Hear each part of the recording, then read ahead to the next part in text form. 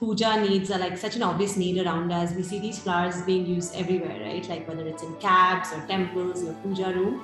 But there is no brand around these flowers or a trusted source that people can get this product from. And that's how this idea got started. Hi guys, welcome to another episode of Inspired with Devik. Today is our first episode with two guests, so we're really excited. The guests are the founders of Hoovu Fresh. So welcome Rhea and welcome Yeshoda. Thank you so much for joining us on this show. To everyone who don't know, they are completely disrupting and taking a fresh take on traditional flowers. So I just like you all to explain what Hoovu is about before we get into the podcast. First, let us say thank you for having us on the podcast. My pleasure. Okay, I'll let you take over. Hi guys. So I'm Yeshoda, the CEO and co-founder of Hoovu along with Rhea. So I guess I'll go ahead and explain a bit about what Hoovu is. So we're building a consumer brand in the traditional flower space. Puja needs are like such an obvious need around us. We see these flowers being used everywhere, right? Like whether it's in cabs or temples, your puja room.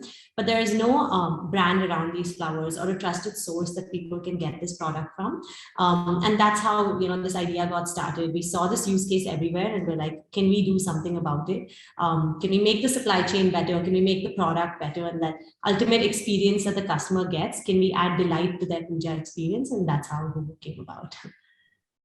Wow. So I would say that when I first came across a startup, I would say coming from a family which is not so much into, I would say, traditional puja, and we don't really call for flowers for a puja, but we call for flowers for other reasons. But when I really understood what y'all are doing, so essentially it's just like a subscription or an on-demand flower subscription where, let's say I'm doing a puja, or there is some event which is happening, the flowers will arrive thanks to you guys. Mm-hmm. Yeah, exactly. I feel like these flowers are just like, as Yeshoda was saying, so much in the background of our lives that we forget that they're used for all of these different purposes, right? Like puja and like that daily use case is the lowest hanging fruit. But people use it for all sorts of things. And in India, it's exciting because like every religion uses flowers, like all income brackets use it. And if nothing else, it just makes your life more beautiful. So it's always a good thing to have.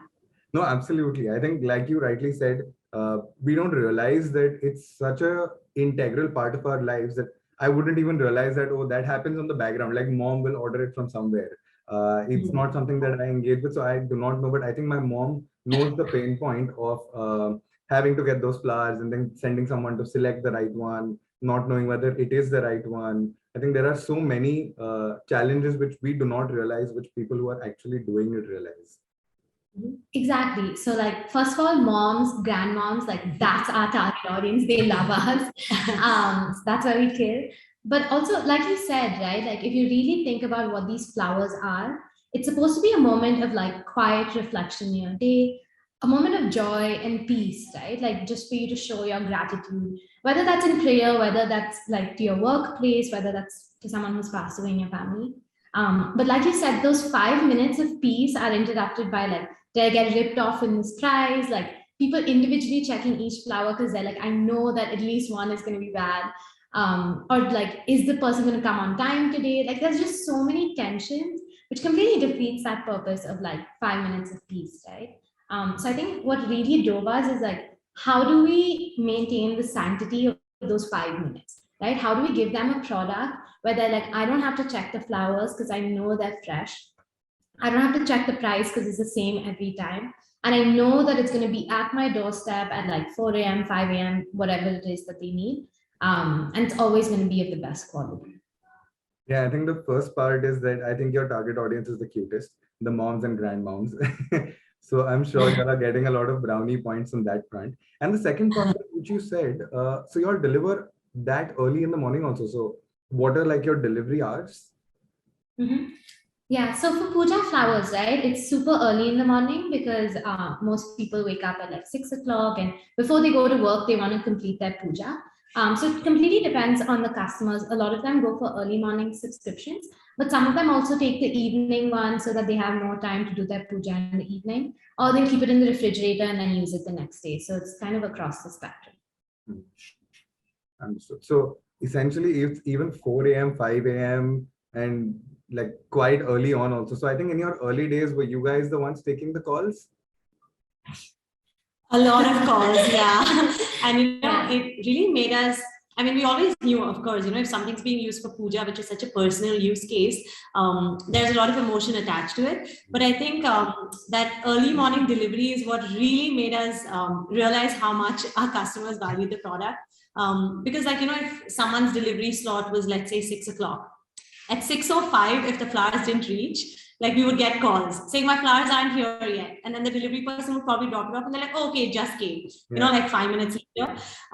So people are, it's a routine, right? It's like your milk subscription. Every morning you wake up, you pick up your milk packet, and here it's your puja product. And you can't leave your house. If you're someone who does puja, you can't leave your house till you actually do that ritual, right? So it's very dependent on getting those flowers on time. And it's such a personal thing, right? What's so interesting about flowers as well is that it's a very small part of your wallet spend, but it's a very high emotional need.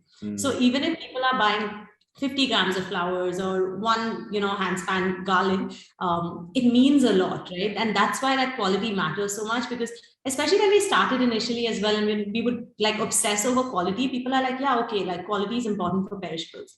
We're like, that's not it, right? It's not the same as like the quality of any other product that you see, because here quality means you're giving the highest quality to the god that you pray to, right? It's like what you are offering.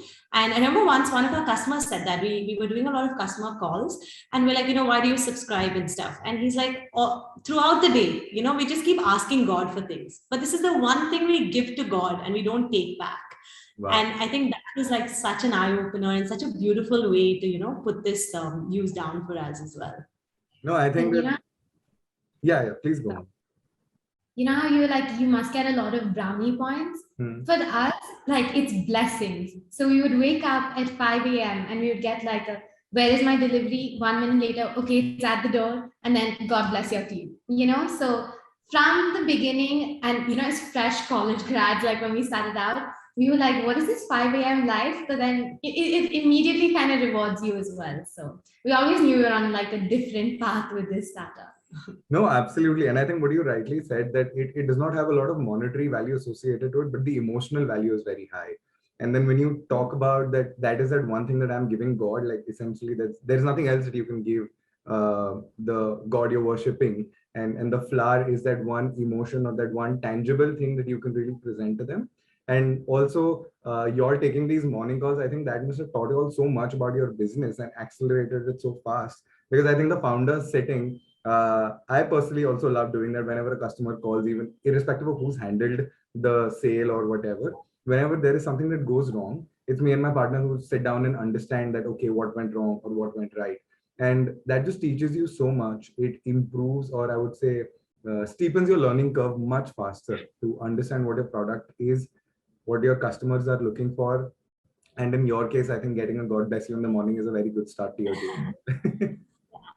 And that's the one thing, like all our mentors would always tell us from the beginning as well. They would be like, just keep talking to your customers. All your answers are there. Like the more customer conversations you have. And I think that applies at every stage, right? So yeah, completely. Yeah, I know when Corona was happening, like the first wave was happening, and we decided to kind of pause all of our subscriptions, while the lockdown was happening. We just put our number out everywhere. First of all, I think all of our customers already had our number, but I think it's such a great experience. Yeshoda was saying we had a lot of customer conversations. A lot of those happened during Corona as well, like when people didn't have access to puja flowers, probably for the first time in their lives. But it was such an eye opener for us. Like I'm a huge introvert, like I hate talking to people, but like talking to customers, I think was like the best thing, like the best fear I got over, like because it taught us like so much. I think that's the biggest part of our moat, is just having been talking to customers. No, absolutely. And I think during a period like COVID, I think this was like a sort of ray of light for everyone, because everyone was just locked up in their houses, and people were just spending their time praying and just like with each other, meditating. I mean, everyone was doing what gave them their peace. And I think this would have been the flowers would have been an integral part of it. So when did you all start your company? Which year was it and which month? In 2019 in February, so 3 years back. And probably immediately 1 year in, like I think you celebrated your first year anniversary, and then within a month the lockdown hit. And Yeah. what was your strategy during that period, and how did that affect you? So we actually stopped meeting in office and having operations like a week before Karnataka went into lockdown. I remember actually I was at the gym and I was like reading this article about COVID and how it's going to explode. Then I came home and Yeshoda was like, have you been reading about this? Because at that point, none of us knew, right? Yeah. And we were like, okay, this is insane. It's our responsibility to kind of like stop what we're doing right now and like pause all of our subscriptions. I think especially because our team that we work with, right, whether it's the farmers or the ladies who kind of do our packaging, they like travel in bus. They don't really have access to the best healthcare. Like it just didn't feel right to put them in danger, especially when there were so many unknowns at that point. So for us, because we went into lockdown like a week before Karnataka, there was a lot of education that we had to do as well, where we had to communicate to our customers why we're going into this. And I think it's the strength of our community that when we told them that this is what we're going to do, we're doing it for the welfare not only of our customers but of our team as well. We didn't get people being like, like this is not okay, like you have to restart, all of that stuff. People were like, I need my flowers and I'm sad that I'm not going to get them, but I support the fact that you're doing this. And I think that was a huge validation for us as founders, especially first time founders, facing a pandemic that like none of us really understood at that point of time. When we did restart, so we restarted again, like during the lockdown itself, we did it with a lot of different protocols, like distancing everyone. But we also did a lot of research beforehand and we made sure that all of the flowers were being sanitized. So we just added that kind of as a step to whatever we were doing just to maintain the safety of the entire supply chain. Yeah, and I mean, it was quite scary, right, to have to make that decision. It's so much easier when someone else makes the decision for you. So before the lockdown was announced, like I remember both of us even talking about it, and we're like, what if this ends up being nothing, right? And then our customers and our employees are going to be like, what the hell? Like, why did you freak out? So we can't seem like we're scared of things, but at the same time, we can't not take the risk of the risk that like our entire team would be put under, like not take it seriously. So that was scary, but the biggest validation for that also came like once the lockdown did get announced, right? And we had already locked ourselves around before that. A lot of customers again reached out to us. Like after we had the conversation, we paused everything, and they would message us and be like, like what you did, like we really appreciate that because obviously this is blowing up and you decide to make that decision. And I think it made a lot more sense to our team then, because sometimes like as founders, you have to make some decisions when given the information that you have that maybe everyone doesn't know, right? So some of our team members are also like, yeah, okay, we respect this decision, but like, do we have to? But once things start happening, and then they were like, you know what, like, we're glad you did that. And yeah, later, we realized that later, like when we would have like, group meetings and stuff and talk, and like people would bring that up and they're like, hey, remember when that step was taken by the company to like prioritize our health over like the company's sales? And that made us realize like that's what we have to pay attention to, because ultimately if like we're able to keep our team and our customers welfare in mind, then like everything else ends up working out. no, I think also, yeah, go on. It was a great like moment for us as a company because we were like go from day one, right? And we have ops and all of that stuff. Like it was a great moment to like zoom back out. We had this like cool thing where everyone in our team was doing online lessons. So if someone wanted to learn a different language, we were sending them the YouTube videos for that. If someone wanted to learn typing, they were doing that in their houses. So I think honestly, like the entire team like was elevated through the experience. And we used to do these like customer calls because I think everyone was kind of like lonely and just sitting at home. And we had such meaningful and deep conversations with our customers during that first lockdown. So honestly, I don't think the startup like stopped growing. I think in a way like that zoom out like helped us grow more when we came back. And people were looking for safer flowers. They were looking for that online delivery. So I'd say if anything, the pandemic really helped us and helped us grow.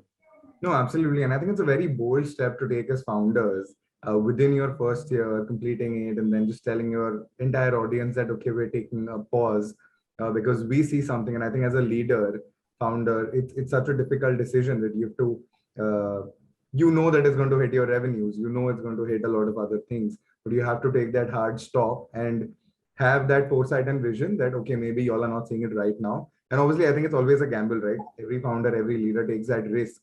Most times it pays off, sometimes it doesn't. But luckily, it did pay off. And I think your team elevated a lot intellectually, I think, through that period. And I think that is much more valuable than the top line and the bottom line. So I think that's also something we did, because we were also in a similar situation. We kept saying, and Bombay was like the epicenter for all these things, and we were like, okay, is this going to happen? Is this not going to happen? And then we were like, okay, we'll go from alternate days. And then when the lockdown eventually did happen, our full team was at home. And then me and my partner were showing up at office every day because we didn't want to put anyone else at risk. We said, it's just the two of us. Anyway, the roads are empty. That's very rare in Mumbai. So let's just make the most of it and go to office. And we did a bunch of stuff during that period. But yeah, I think I fully understand in those early years having such a period. And I think no one was prepared for this pandemic, right? And being first-time founders, even I'm first-time founder. So having that challenge, having that setback, I'm just glad that a lot of us founders have really been able to survive this and come out of it. And now I think beyond this, anything is just going to be like, okay, I think I can handle it. That's going to be the mindset. Hopefully you don't jinx that. Like, I hope not. Yeah, I think I take my words back. I do not want to jinx that. But I also went through your website, and I would like to first of all appreciate two things about you guys. One is the name is very different, and second is your website is full of vibrant colors. It's like the flowers you all have, and I think there are very few websites nowadays which with like a lot of people getting into website development and a lot of stuff happening in that space. Very few websites nowadays stand out, and I would say that your team has really done a brilliant job on that. So what drove you all to come up with this name? I really wanted to understand that. So it actually goes back to those customer conversations during the lockdown. So we used to be called Rose Bazaar, and we had a different logo and everything. But we were always considering like if we wanted to change the name or how we wanted to build up the brand. But that's when we started having those customer conversations, and we had a lot of free time during that lockdown. So we did focus groups, we spoke to customers, and those conversations really helped us understand the kind of brand that we wanted to build, and the name comes from there. So Hoovu actually means flowers in Kannada. And usually when people think about flowers, right, even though the puja use case is so much bigger than any other flower use case, we think of like bouquets or like Valentine's Day and stuff, because that's what is marketed, right? And that's what you see brands doing. So we wanted to really evoke that like local nostalgic feeling. And Hoovu is also like in Telugu, it's Hoovu, and it's like similar words in like different languages.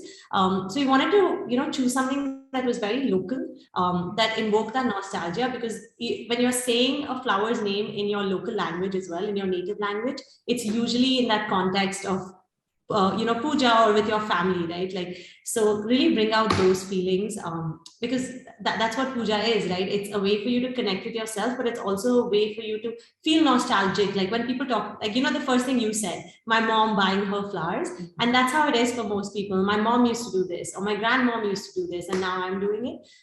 So those were the kind of things that we want to really, bring out with the name and the brand itself. Yeah, actually, if you can see the collage behind us, that's our mood board.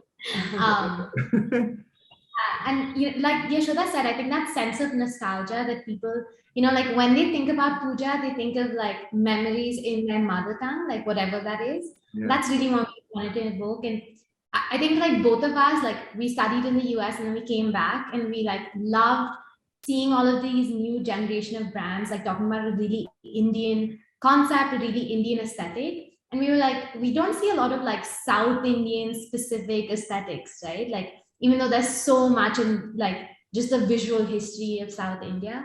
And we were like, why not Hoovu? It's such a South Indian name. It's like such a like Kannada name. And it just like felt like the best kind of fit for us. And we were thinking of brands like, Mysore Sandal or like Amul or Cycle, these kind of like solid brands where, you like trust them, your grandmother, your mother are like 100-year guaranteed, right? Like, if we can have that kind of trust from our customers, I think like that's our life's work done right there.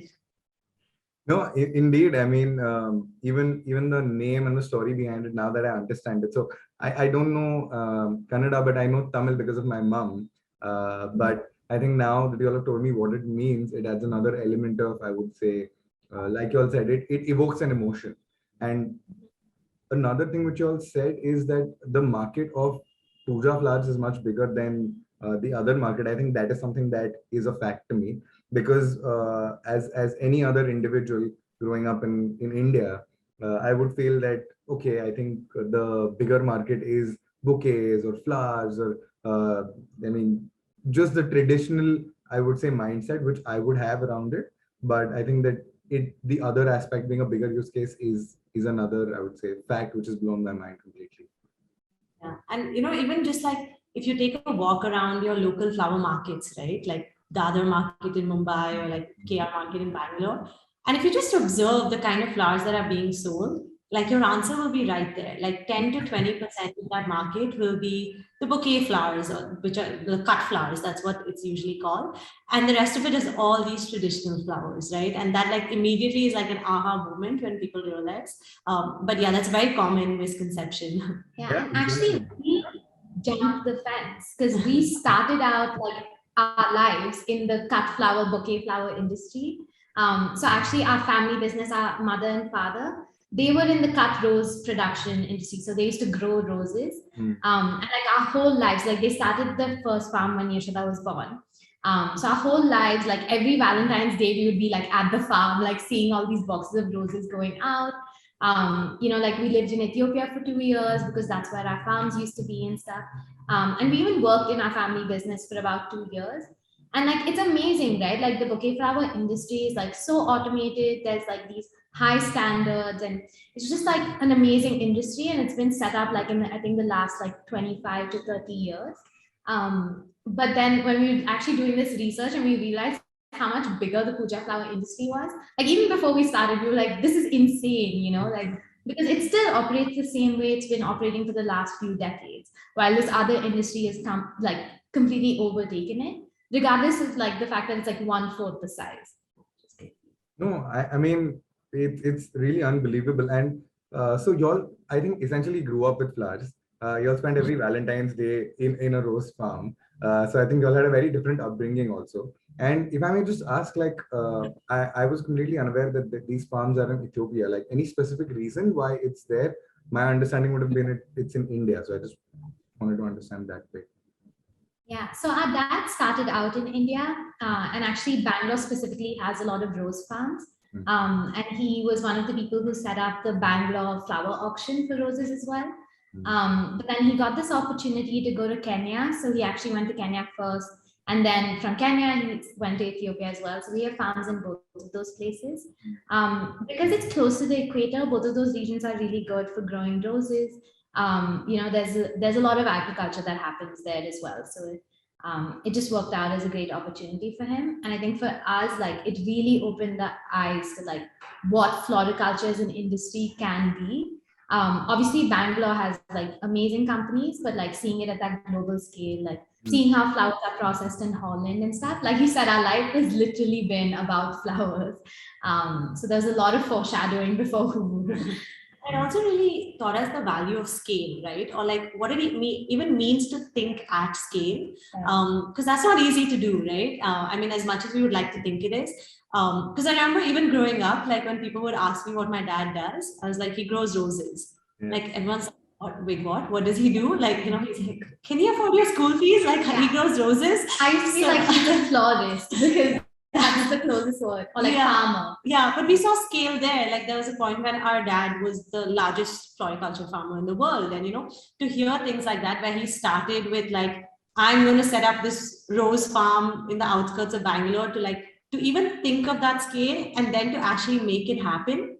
I think that was like, so when we were starting as well, right? We're like, if we're starting a business, we're starting it with the idea that we're building something that's going to last and building something that's going to make a dent, right, wherever it is. And that's how puja flowers happen. And really the sky is the limit here. So it really reminds us to keep constantly increasing like the scope of how we think, like expanding the scope. And I mean, whenever we don't, we also have our parents right at home to be like, this is all you're doing, like you only grew this much, what about more? So that definitely pushes us. Yeah. I mean, also it's funny because like we grew up with flowers because of our dad and his like bouquets and roses and all of that. But also because our mom does so much puja. Like people are always like, how did you come up with puja flowers as a concept? And then they come to our house and they see like our puja room, our urli, like our mother just decorating everything. And they're like, oh, it completely makes sense now. So yeah, we really have our parents to thank for like Hoovu and then also everything we've learned so far. No, I think that the fact that you all saw scale, the different upbringing you all had with, I think you all saw the scale and the business potential in it, while some kids asked you, can you afford your school fees? And you're like, you don't know what I'm talking about. But I think you all managed to really see scale early on and understand the market much better. It's like, I think you all grew up with flowers and now you all are doing something in that sense. And I think from my perspective, it's I think a starting point for you all. And there are very few industries like the industry that we are in, 3D printing. Our constant fear is that, okay, there'll be a new technology, it will wipe out the machine I have. I have that constant fear of advancement of technology. It's, I would say, a boon and a bane. It's a boon when I am getting the newer machine, a bane when I am caught up with an older machine. But with y'all, I mean, the industry that y'all are in essentially is going to keep growing. It's a never-ending industry.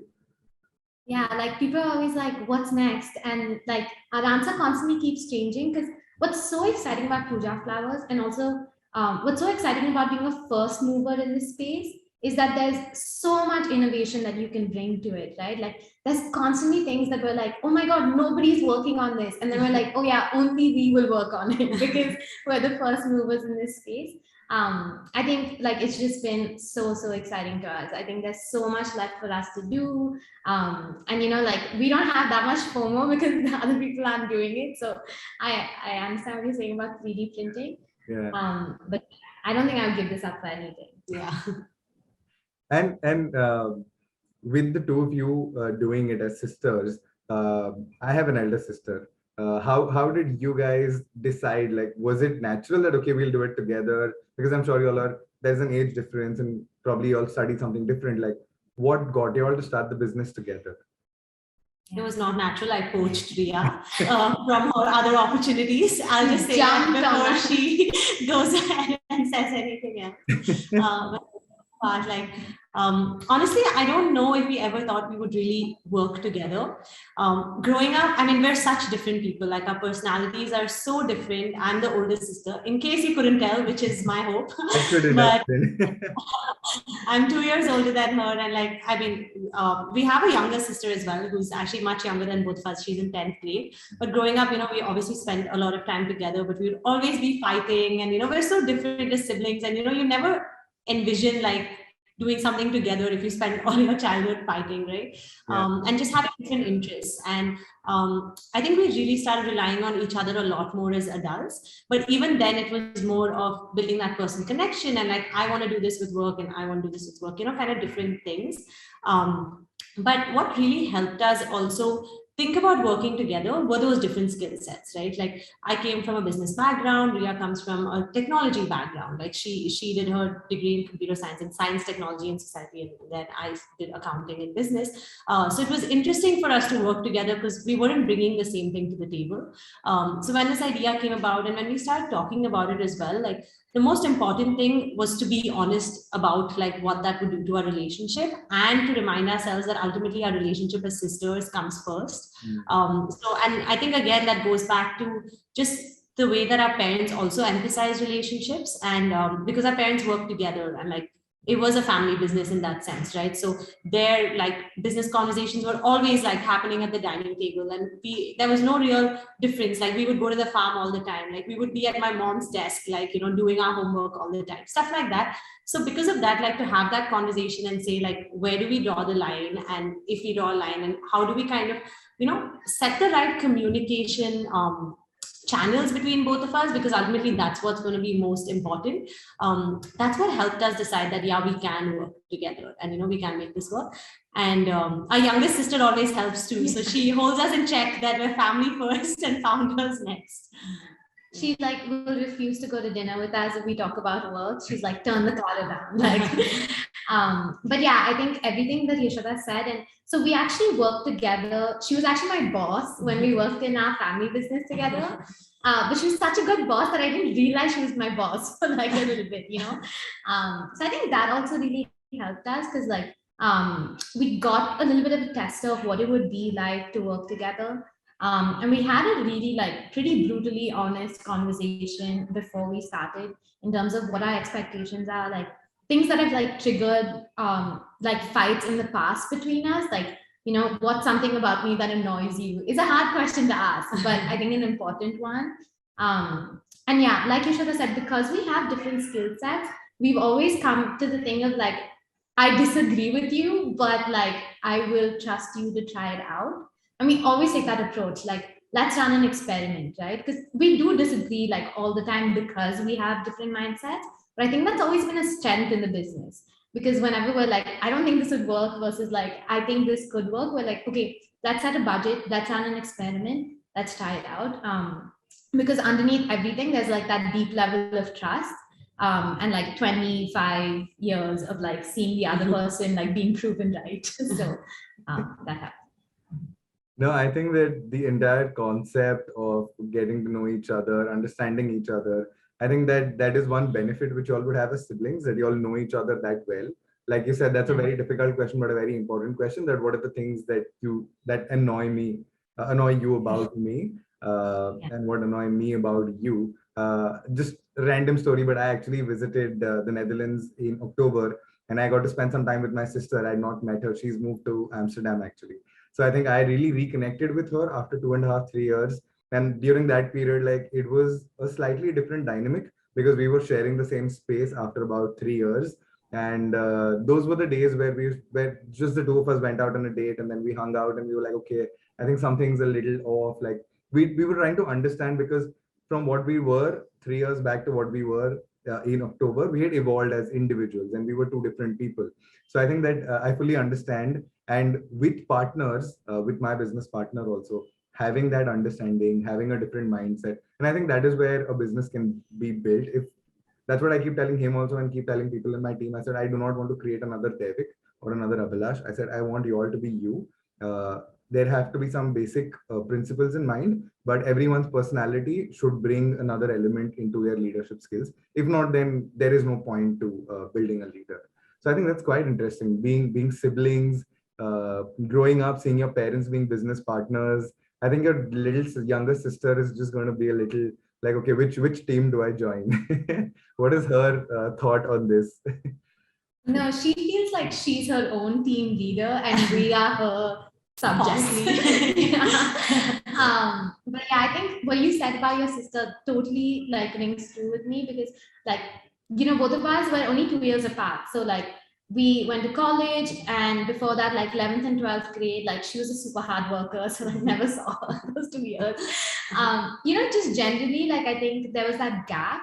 And then we kind of like rediscovered each other's personalities and like what our equation was. Like I still remember this one time. I used to like be a journalist in college. I used to write a lot, and someone was like one of my articles went like slightly viral in the sense that it got trolled by a lot of people. And like the first person that I called was Yeshoda, and she was like, "You're calling me? Like you never called me." It's like, you know, finding our way back to each other. I think even before work and then through work as well.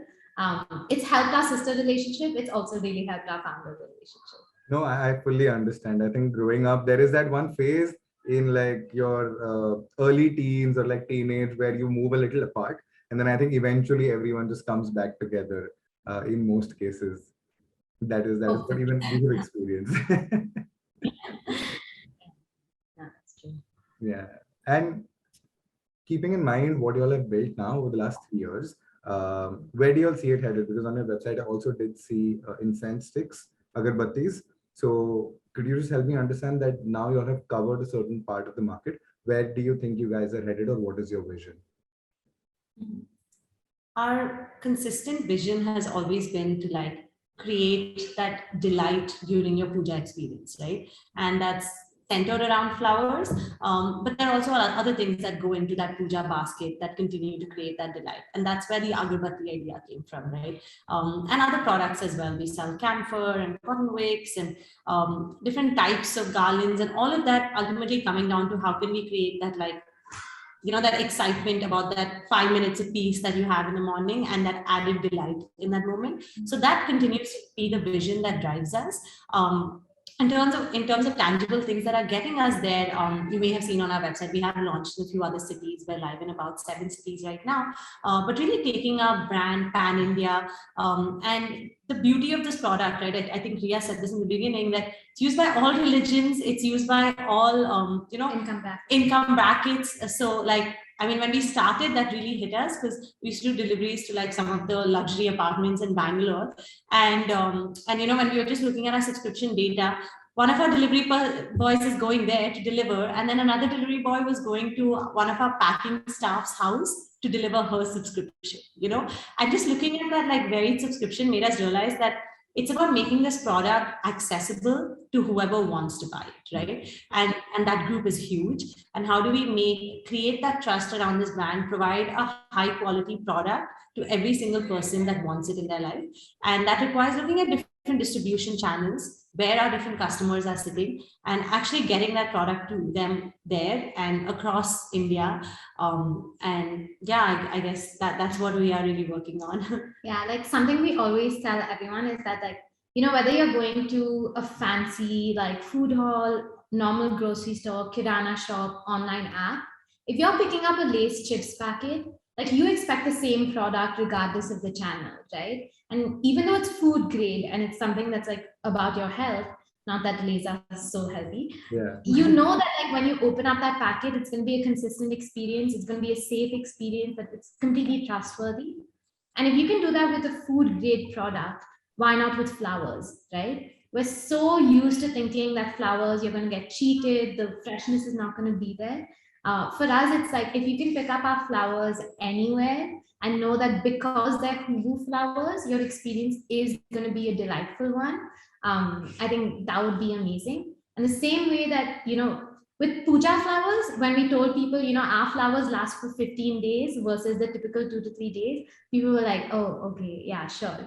And then they take the flowers home and they're like, oh my God, it actually lasted for 15 days. Every single time people are like, oh yeah, I'm sure it does. And then they're like, whoa, it actually lasted, If we could do that with puja flowers, if we could really just reimagine what that was, I think now what's exciting to us, now that, as you said, we've done puja flowers for a while, not only continue to grow that, but expand that puja basket, and really reimagine the puja experience, right? Like, for those, we were talking about that 5 minutes of peace. How do we extend that whole experience around puja, whether it's daily puja or your festivities? How can we reimagine every aspect of that? Not just agarbattis, kumkum, like subject parts of it, but the entire whole of it as well, right? So I think those are all questions that we're asking, projects that we're working out, like a lot of experiments right now, that we're really excited to bring to our customers. No, absolutely. And the I would say the entire idea around how y'all are trying to reimagine that entire experience of a puja is beautiful. I actually was wanting to ask you this since the start. I'm so glad you brought it up. How do your flowers last for 15 days? Like, that's something that's been racking my brain for a long time. I mean, without revealing a trade secret, if you are comfortable, how does it last for 15 days? So that's a question we get all the time, so don't worry about it. But yeah, so these flowers typically last 2 to 3 days. And when we started out, we were like, this is obviously the problem that we have to solve, because once you solve this, then your distribution channels open up. The first one was working with farmers directly, getting the flowers right after harvest, as opposed to like 36 hours after, which is the typical, right? So building up that farmer network, building up that supply chain.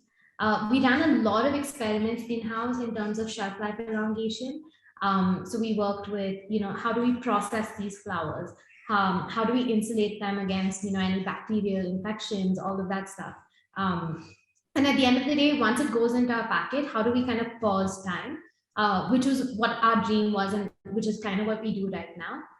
At a very high level, the flowers, the chemical which carries their scent, is also the chemical that causes their wilting. It's the ethylene in the flowers. The same thing in fruits and vegetables as well. Ethylene management is like a well-studied science, but it's usually applied to like bouquet flowers and fruits and vegetables because it's all fresh produce at the end of the day, right? What we did is we applied that science to puja flowers. So for every different kind of produce, there's a different kind of ethylene management technique or procedure that's used, right? So for puja flowers, nobody had really looked into like how do you manage this ethylene that's coming out. So we basically flush our packets with an ethylene blocker. So it's constantly reacting with that ethylene and taking it out of the packet. And the happy coincidence is that the byproduct of that is water vapor. So it actually maintains the moisture level and kind of cools down the flowers as well, which is exactly what you need to keep the flowers fresh for longer. Wow, I'm impressed. Thank you so much. The simple answer is, you know how like if you have one banana that's ripening and then the rest of them haven't ripened yet, you like have to remove it or they'll all kind of turn to brown. Like in an enclosed packet, like that's what's happening to the flowers, but we're like removing the ethylene and removing that rotten banana all the time. Wow, I think you guys have like really, I would say, put your experience, your learnings, the science. I mean, just looking at a packet of flowers, anyone would say, "यार ये तो मैं भी कर सकता हूँ." मतलब वो एक mindset होता है लोगों का कि this is so simple. What is the science behind this? And now that you all have explained it, I think it just really helps people understand the depth of research that you all have done. And I would say the kind of thought and effort that has gone into building something like this. And you all have really like built a brand around and a completely unthinkable market. Like this is a question why I started the podcast is to really understand why founders start a business. And I think y'all are one of those few founders who've shown me such a different, I would say, a different space, a different concept, and such clarity of, I would say, thought. Just wanted to say, like, you guys are doing an amazing job. All the clarity is in retrospect. We started out with just the question of like, you know, how do we approach the puja market?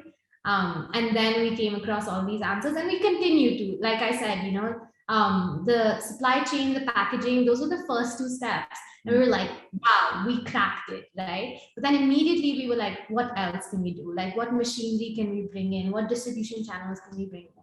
Now it's what experience can we build around this product, right? So I'm sure in 5 years we'll have a clearer view of what we should have been doing right now. But it all started with a question, just like, how do we solve this problem? Yeah. Beautiful. Thank you so much, both of you, for this. It was an absolute pleasure to record this episode, get into your minds, understand what really started this beautiful, beautiful startup. And I wish you all the success and hope that 5 years later we do another podcast and you'll have another line of products out there. Thank you so much. Yeah. Thank you for having us.